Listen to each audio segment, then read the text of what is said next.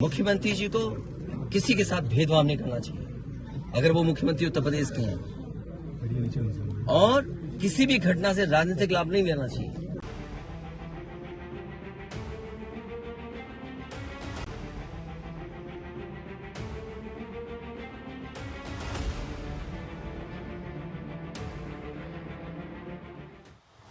देवरिया जिले में रुद्रपुर कोतवाली क्षेत्र के फतेहपुर गांव में 2 अक्टूबर को सुबह 6 बजे जमीन के विवाद में एक पूर्व जिला पंचायत सदस्य की धारदार हथियार से काटकर हत्या कर दी गई थी।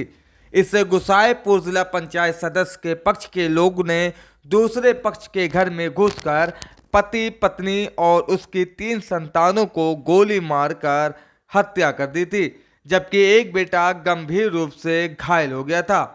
अखिलेश यादव अभयपुर टोला स्थित पूर्व जिला पंचायत सदस्य प्रेम यादव के घर पहुंचे।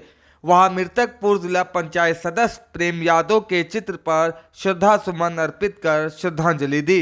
इसके दौरान प्रेम की पत्नी शीला और 2 बेटियां मौजूद रहीं। अखिलेश ने उन्हें ढांढस बंधाया। अखिलेश यादव ने कहा कि शासन और न्याय के लिहाज से यह बहुत ही महत्वपूर्ण है कि जिस तरह की यह घटना हुई है, हम सभी लोग मिलकर इस घटना की निंदा करते हैं। ऐसी दर्दनाक घटना पूरे यूपी में कभी देखने को नहीं मिली। इधर ऐसी घटनाएं नहीं हुई थी। इस तरह की घटनाक्रम ना हो कि एक साथ इतने लोगों की जान चली जाए। उन्होंने कहा कि प्रेम यादव का मरना, उन्हें घर बुलाना, उसके बाद किसी धारदार हथियार से जान ले लेना, उसके बाद आसपास के क्षेत्र में यह बात फैल जाना कि उनकी हत्या हो गई और उसके बाद यह घटना हुई। मैं मौके पर घटनास्थल पर गया हूं और देखा हूं। उस परिवार के रहने का मैं घर देख कर आया हूं। वो घर और यह घर प्रेम के घर से कोसों दूर है। अखिलेश यादव ने दोनों पीड़ित परिवार को आर्थिक सहायता देने की बात भी कही है। सरकार की तरफ से ये कहा जा रहा है कि न्याय हो रहा है, मगर यहाँ साफ साफ दिख रहा है जातिवाद हो रहा है। इसको किस तरीके से देखते हैं? सबका विकास की बात इसीलिए मैंने कहा, देखिए, योगी की सबसे बड़ी परिभाषा यही है, जो दूसरे का दुख अपना दुख समझे। मुख्यमंत्री जी को किसी के साथ भेदभाव नहीं करना चाहिए अगर वो मुख्यमंत्री उत्तर प्रदेश के हैं, और किसी भी घटना से राजनीतिक लाभ नहीं लेना चाहिए। अगर इस सरकार ने न्याय दिया होता, न्याय पहले दिन से देना शुरू किया होता, तो शायद हम लोगों पे भी दबाव नहीं बनता कि हम आते हो घर परिवार के लोगों से मिलते आकर। सर, कांग्रेस के लोग कह रहे हैं कि आप बीजेपी को फायदा पहुंचाना चाहते हैं मध्य प्रदेश। देखिए, सुनिए, ये बात भी कांग्रेस के मुंह से अच्छी नहीं लगती। सर, यूपी में बदला लेंगे उसका? नहीं, बदला की बात मत करो।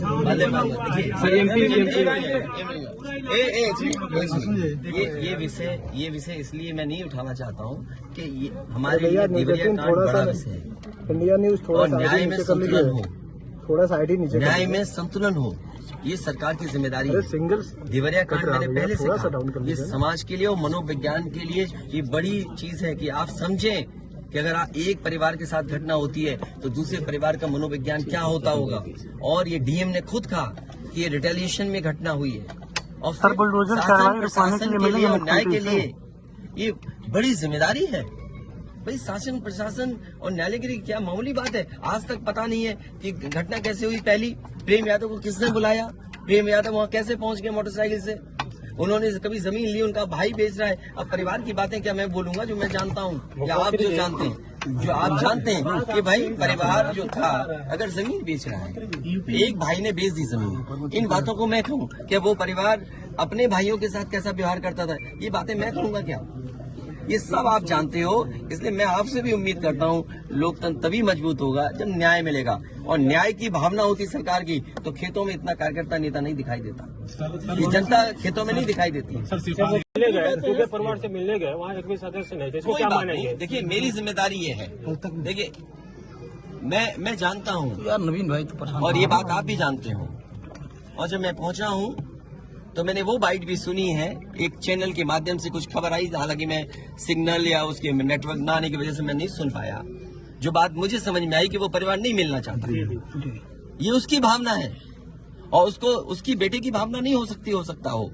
कुछ ऐसे नेता हैं जो उसको समझा रहे होंगे कि तुम मत मिलना, तुम उनको नीचा दिखा दो, अपमानित कर दो। सवाल ये नहीं, हम किसी के भी दुख में शामिल होने आए हैं। इसीलिए मैंने कहा आपने जब बुलडोजर से किसी की माँ और बेटी को जला दिया गया और बुलडोजर चल गया, आप उस परिवार के उस बेटे से मिलने नहीं गए।